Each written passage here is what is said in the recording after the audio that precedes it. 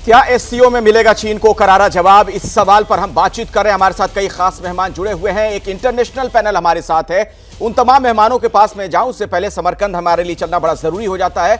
अभिषेक उपाध्याय हमारे सहयोगी वहीं पर मौजूद हैं और इस बैठक से जुड़ी हर जानकारी तस्वीर के साथ लगातार आप तक वो पहुंचाते रहेंगे। अभिषेक, चीन के संदर्भ में, भारत और चीन के रिश्तों के संदर्भ में यह बैठक बहुत महत्वपूर्ण मानी जा रही है। क्या यह माना जा सकता है कि इस बहुपक्षीय मंच से चीन को कोई बड़ा जवाब मिलने वाला है?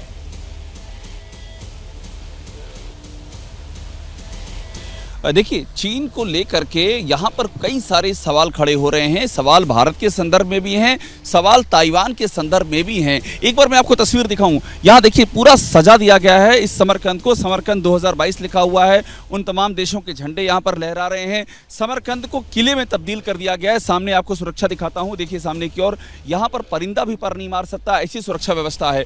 और इस रोशनी में जो आपने सवाल किया था, वो सवाल इसी पर सबकी निगाहें हैं। पहली बात यह कि अगर बातचीत होती है प्राइम मिनिस्टर मोदी की और चीन के राष्ट्रपति शी जिनपिंग की, जिसकी संभावनाएं बढ़ गई हैं, जिस तरह से 12 सितंबर की डेडलाइन के अंतर्गत चीन ने गोगरा हॉट स्प्रिंग से अपने जो स्ट्रक्चर थे वहां पर अस्थाई उनको हटाया है, उससे संभावनाएं बढ़ गई हैं।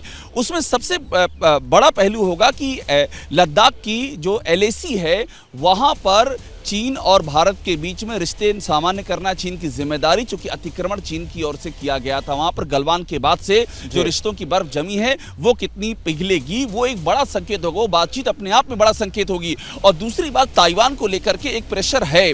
वो प्रेशर सभी देशों पर है कि चीन के वहां पर जो चीन की जो आक्रामकता है उस पर लगाम लगानी चाहिए। पाकिस्तान के संदर्भ में भी चीन से बात आकर के जुड़ती है। यहाँ शहबाज शरीफ भी होंगे, तो चीन पर इस बहुपक्षीय मंच पर बहुपक्षीय प्रेशर होगा। सबसे अहम बात यही है। बिल्कुल। और देखिए, पाकिस्तान के संदर्भ में भी बात करना बहुत जरूरी हो जाता है, क्योंकि अक्सर हमने देखा है, पिछली बैठकों में भी हमने देखा है, जब 20वीं बैठक हुई थी, कि पाकिस्तान इस बहुपक्षीय जो ये मंच है इस पर द्विपक्षीय बात करने की कोशिश करता है, जिसे लेकर उसे करारा जवाब भी कई मौकों पर दिया गया। SD मुनी साहब, क्या आपको लगता है कि पाकिस्तान को भी यहां से कुछ जवाब मिलेगा इस बहुपक्षीय मंच से, खासतौर पर चरमपंथ पर काबू करने के लिहाज से अगर हम देखें? देखिए, मेरे हिसाब से अगर मोदी जी की शहबाज शरीफ से कोई बात हुई तो वो सबसे आश्चर्यजनक मुद्दा होगा इस मीटिंग का, भारत के दृष्टिकोण से। इस तरह की बातचीत में जवाब कुछ नहीं होगा। वो अपना कश्मीर का नाम ज़रूर उछालेंगे, लेकिन ये बात समझिए कि शहबाज शरीफ को भी बहुत ज़रूरत है कि भारत के साथ सामान्य रिश्ते बनाए जाएं। और उन्होंने अपने 1-2 बयानों में पाकिस्तान में ऐसा कहा भी है। तो इसीलिए इसको मीटिंग को हमें बहुत सावधानी से, संवेदनशीलता से देखना चाहिए। एक दूसरे को जवाबदेही, एक दूसरे के लांछन लगाने वाली मीटिंगें ये नहीं होगी।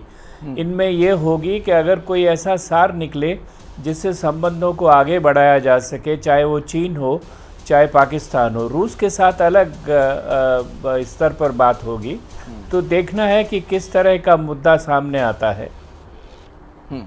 बिल्कुल। जैसे ही घड़ी का काटा दोपहर 2:30 पे आए, बबीता जी का दिल सास बहू साजिश के लिए मचल जाए।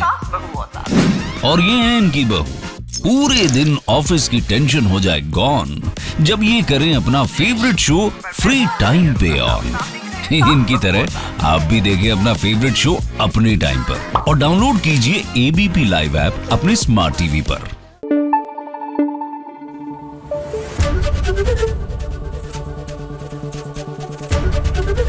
ABP न्यूज आपको रखे आगे।